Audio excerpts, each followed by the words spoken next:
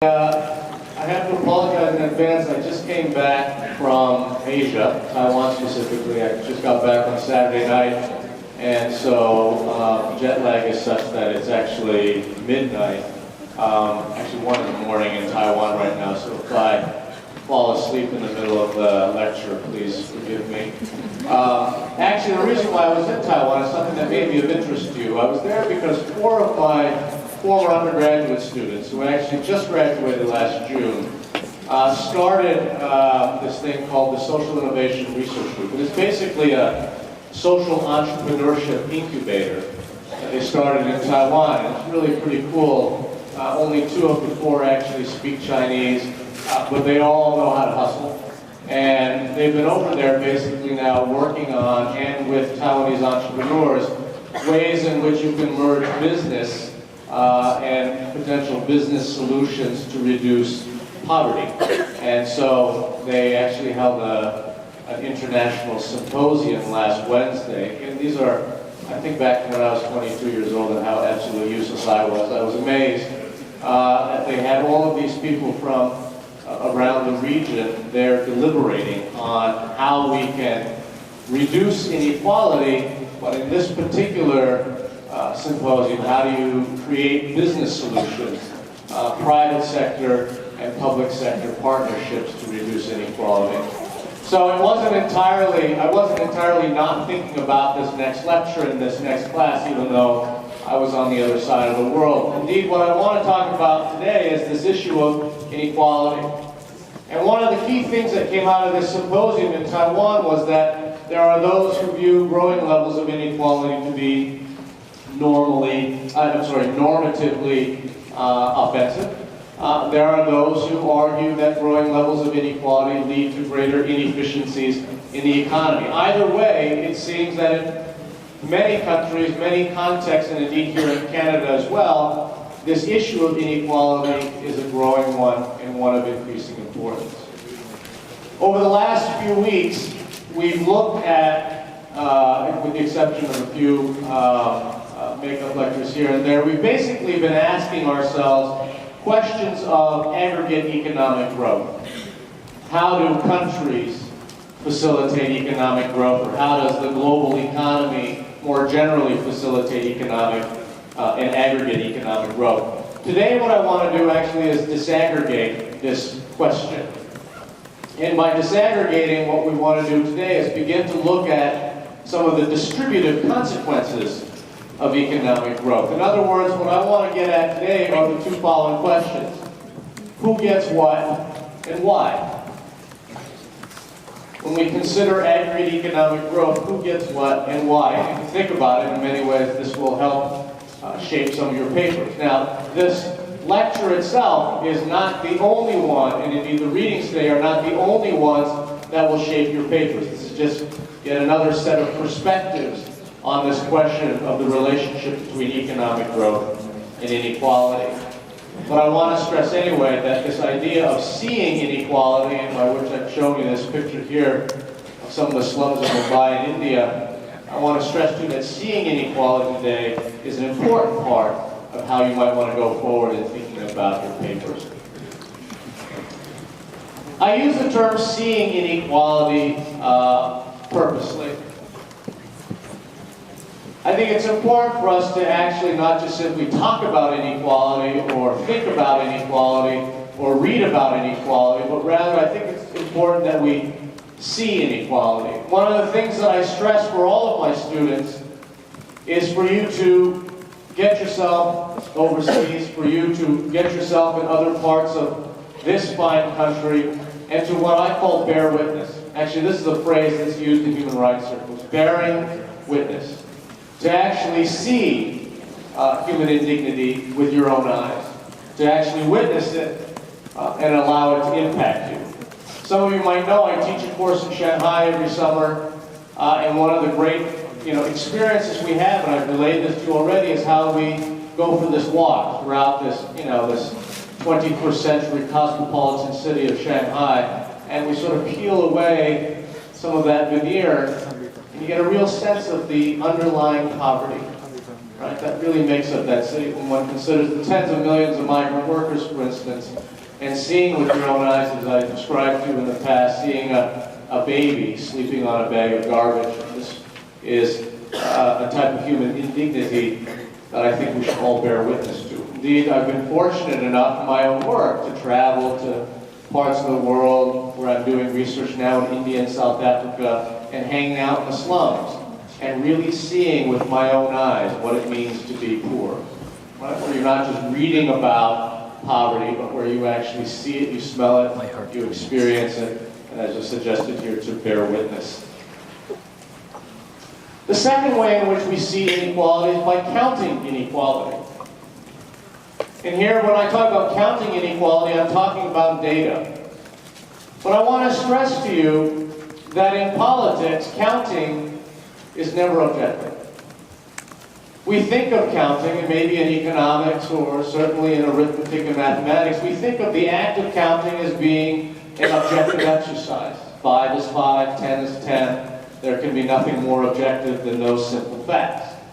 But what I want to stress too, when we think about inequality and see inequality by counting, in fact, the act of counting is critical in the sense that it tells stories.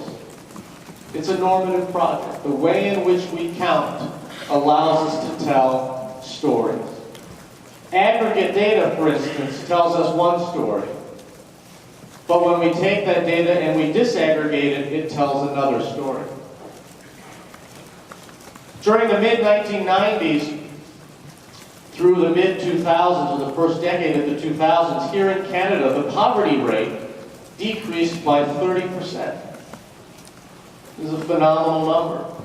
The poverty rate in Canada decreased from 15% of the population to just 9% of the population.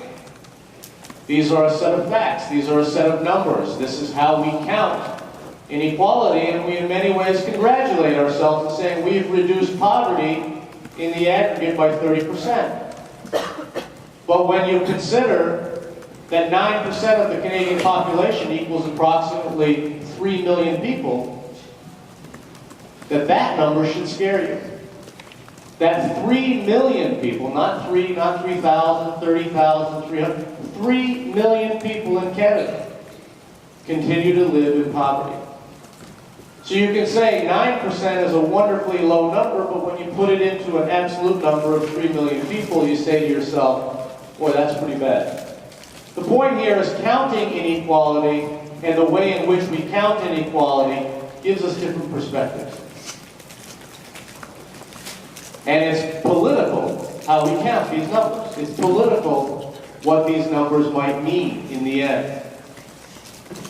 Take, for instance, this popular statistic that we use all the time in development studies, one made famous by the World Bank and made famous by pundits like Jeffrey Sachs and Bono and people like that. A dollar a day versus $2 a day. Depending on who you ask, the $1 a day marker is the international poverty line. Others would say it's $2 a day. Either way, it's very low. But how we choose either $1 a day or $2 a day or $2 a day as our international poverty line is extremely important. It's extremely important politically. In China, for instance, at $1 a day, the Chinese government boasts that it has lifted hundreds of millions out of poverty. At $1 a day, that would equal 200 million people living under the poverty line.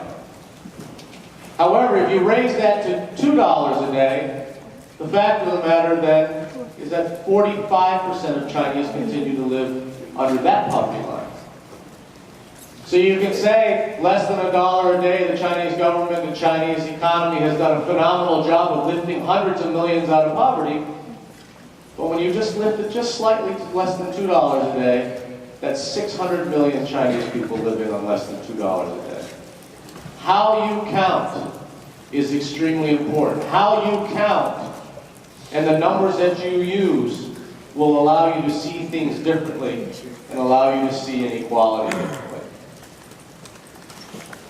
Here's an important data point. Again, something that you wouldn't know unless you really took seriously the notion of counting. We talk about the bottom billion all the time, the base of the pyramid, etc. The bottom billion, those who live on less than, in this case, $1.25 a day. The world's poorest of the poor. And if you look at this table, you see something very interesting. Compare 1988 to 2008. In fact, we can leave with basically three observations. The first is that in the aggregate, we've reduced the number of those living on less than $1.25 a day. In the aggregate. And we can say, therefore, we ought to be congratulated. Over the last 20 years, we have reduced the absolute number of those living in conditions that we consider among the poorest of the poor. But here's the second observation. In 1988, 93% of the world's bottom billion lived in low-income countries. In other words, the poorest people in the world lived in the poorest countries in the world. Fast forward to 2008, and the vast majority of the world's poorest people now live in middle-income countries. Indonesia, India, China, to be precise. What this then tells us is that we've, in many ways, solved the problem of growing aggregate economies. These countries used to be low-income countries, and now they're middle-income countries.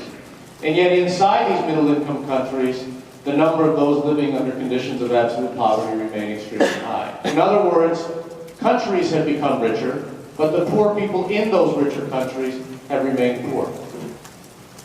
Which leads us then to the third observation we can make. It's not just about aggregate economic growth. We have seen aggregate economic growth as low-income countries graduate into middle-income countries. But it's increasingly a question of inequality within these countries, and therefore increasingly a question of redistribution.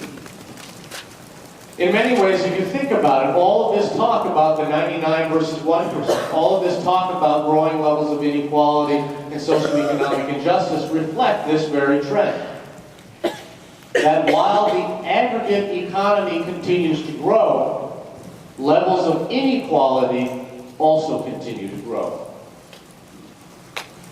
And in many ways, that's the world in which you've inherited. Those are the labor markets and job markets that you will be entering. And I want to also stress that that's the backdrop against which I want to make my comments today about inequality. The best way to do this, I don't want to stand up here and be preachy about this. I don't want to stand up here and stress to you the things that you already instinctively know. But instead what I would do is basically offer you 4 stories or 4 vignettes. Different ways in which we might encounter this idea of inequality. Different puzzles and different questions that we might want to ask. The first one deals with global inequality. In the Nancy Birdsall piece that you read for this week, you know that there are rich countries and there are poor countries. And you know that the gap between these rich countries and poor countries are growing. Some of you might say that world systems theory was right, that peripheral countries stay on the periphery. And therefore the East Asian experience of rapid economic growth in the post-war period is anomalous. Some of you may argue the opposite, that levels of global inequality are themselves the anomaly, and rather the East Asian experience is the model. That's for you to decide if we're going to talk about global inequality empirically. Second, I want to talk about the work and welfare state, not just the welfare state, which we're all familiar with, but to talk about this great 20th century invention called the welfare state, but understand it through the context of work, of labor. And in so doing, then talk about some of the challenges that globalization has unleashed with respect to the welfare state. I also want to talk about the gender dimensions of social protection and the gender dimensions of labor markets, and henceforth the gender dimensions of the welfare state. And lastly, I want to talk about some local solutions. We all too often focus on national governments, the nation state. But what I want to talk about in this last section is understanding things through the lens of the local, through the lens of the private sector, through the lens of self-help organizations, and so on. So again, what I want to do today is give you basically 4, in many ways, disconnected Vignettes, which I will leave to you to draw the connections yourself. The first story I want to talk about is global inequality. You will all recall in the last lecture that one of the important lessons of the World War period was, of course, the rise of the Keynesian compromise and the system of embedded liberalism. We learned as a result of the interwar period, World War I and World War II, that mercantilism is no good for international peace. That mercantilism undermines economic interdependence, and when you undermine economic interdependence, it unleashes domestic instability and it allows for very dubious rises such as the National Socialist Party in Germany and the politics of fear in Europe more generally. So as you know, then the Keynesian compromise and embedded liberalism emerges in the post-war period as a new idea. That what would allow for peace and prosperity in the world and the global economy more generally was the permission of limited government intervention. Now Keynes, as you'll recall, was a free marketer. But he also understood that markets worked in cycles, and at times you would need limited government intervention in order to smooth these cycles. But otherwise, the post-war system was one of global free markets. Government intervention was limited to basically what we called, last lecture, counter-cyclical spending. One of the key components of this Keynesian compromise, as you recall, of course, was the Bretton Woods system. Bretton Woods created things like the International Monetary Fund. You've already heard all of this. It allowed for things like exchange rate management, so we did not have wildly fluctuating exchange rates, and it also led to the creation of the World Bank. You also know part of this compromise was the institutional precursor of what is now the World Trade Organization. And this came in the form of the General Agreement on Trade and Tariffs, or the GATT, which again you'll recall was basically a multilateral negotiated reduction in tariffs as a way of binding market economies together and to foster and facilitate economic interdependence. And the Keynesian compromise and the system of embedded liberalism also entailed European reconstruction. The installation of democracy, as you recall, the creation of the Marshall Plan by the United States to basically finance a lot of Europe's reconstruction, and the creation of regional institutions such as the European Economic Community, the European Steel and Coal Community, and so on, in order to facilitate the creation of trust in countries that had just a decade before fought each other in one of the bloodiest world wars. We also know, and this is data that you saw last time, that this in many ways signified the golden age of global economic growth. As you can see here, the golden age, the prior golden age of global economic growth, which was basically European growth and imperialism, happened in the late 19th century at 2.5% annual growth. During the World War periods, between 1913 to the end of World War II in 1945, we basically see global growth decline to just 1%. And beginning in the 1950s and 1960s, we can see global economic growth as a result of the Keynesian compromise and embedded liberalism and growing economic interdependence. We see economic growth rising very rapidly and very robustly, what we might call the golden age of global growth.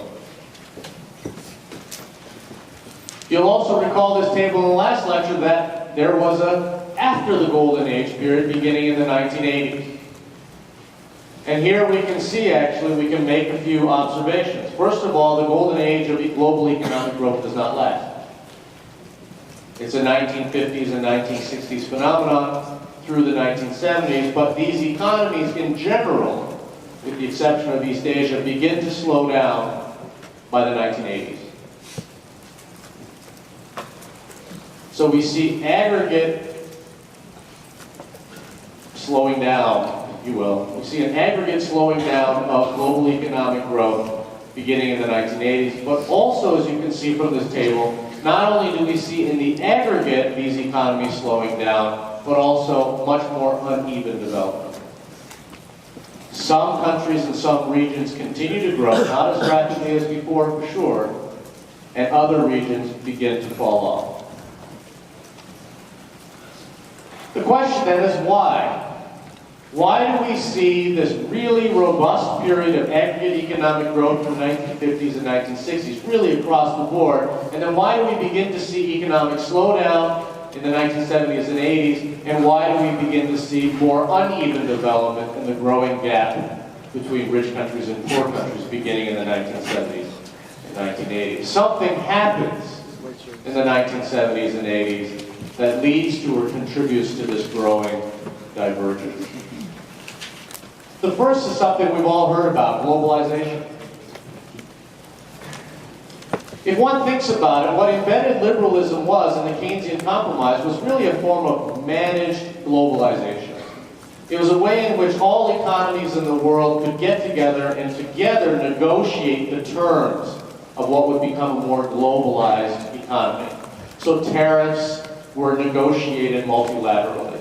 Exchange rates were managed multilaterally. If your economy experienced a liquidity crisis, the IMF would come and step in. If your economy needed a shot in the arm to start growing, the World Bank would come and step in. So in many ways, the 50s and 60s was a period of managed globalization. But beginning in the 1970s, we begin to see what we now refer to today as globalization.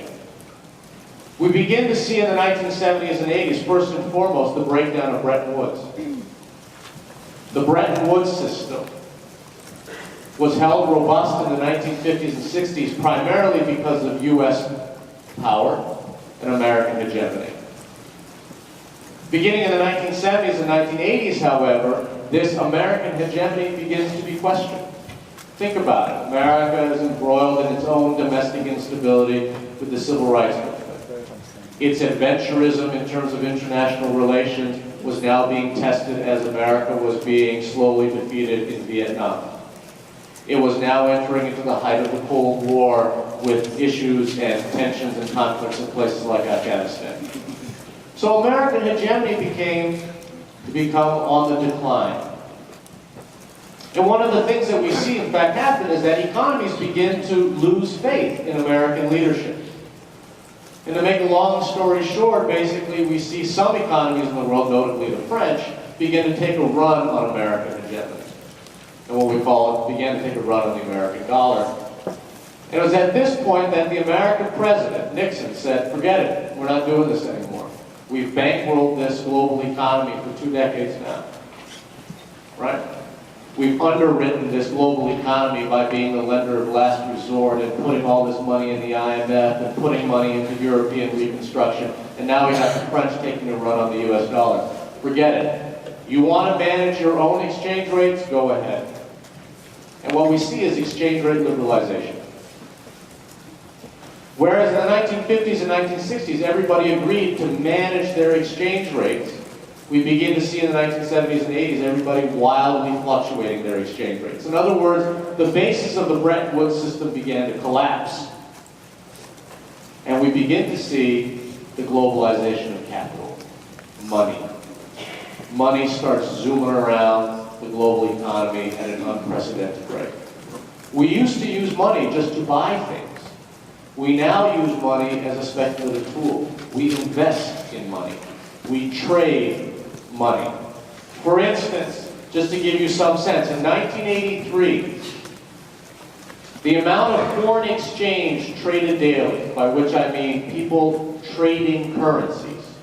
I'll buy the British pound with American dollars. I'll buy the German mark with Japanese yen and so on. They're not even buying goods. They're just buying currencies. In 1983, the flow of that capital in one day equaled $40 billion. $40 billion was bought and sold in a day. By 1998, Forex trading, or foreign exchange trading, had increased to $2 trillion per day. Just to give you some sense, $2 trillion worth of currency was traded, like stock, like Apple stock, like any RIM stock, was traded per day, making it the most, in terms of volume, most traded good on any stock market exchange in the world. If you consider then that $2 trillion worth of currency is floating around each day, governments are selling currencies, buying currencies, stockpiling currencies, dumping currencies, this inevitably led to what we call a liquidity crisis. You didn't have any money anymore. You had no one worth cash. Or you might have had a stockpile of one currency and the next day it's worthless because it's been dumped. So many economies beginning in the 1980s experienced this liquidity crisis, which of course then balloons into a debt crisis, and then places like Mexico, Indonesia, Thailand, all of sub-Saharan Africa, most of Latin America, their economies tank.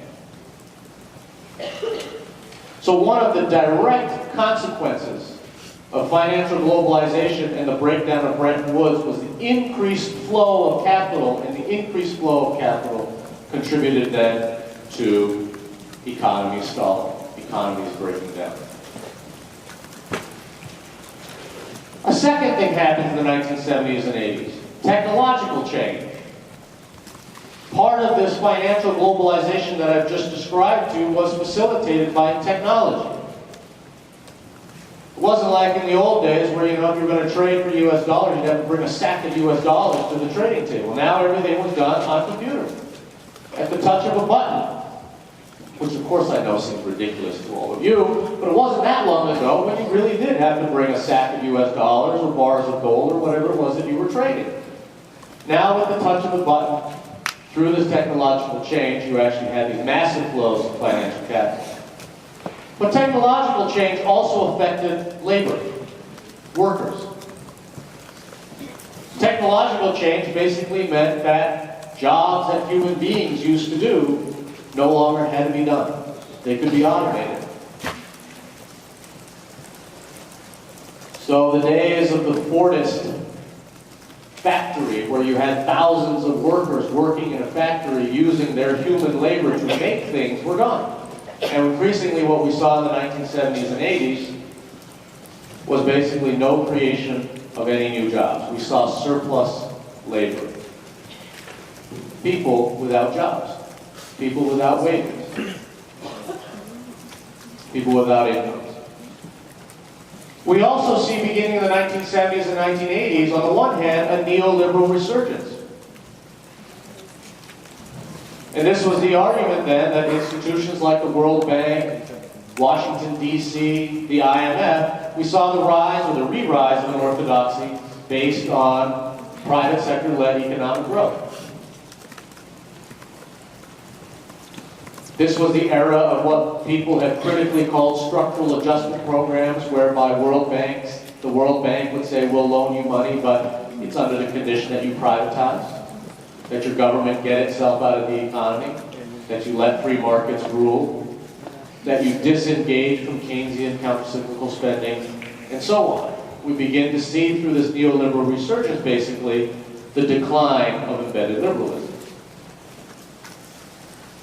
But just so you get some sense that this isn't just an anti-neoliberal view, what we also saw beginning in the 1970s and 1980s contributing to global inequality wasn't just markets, it was also because of bad government policy.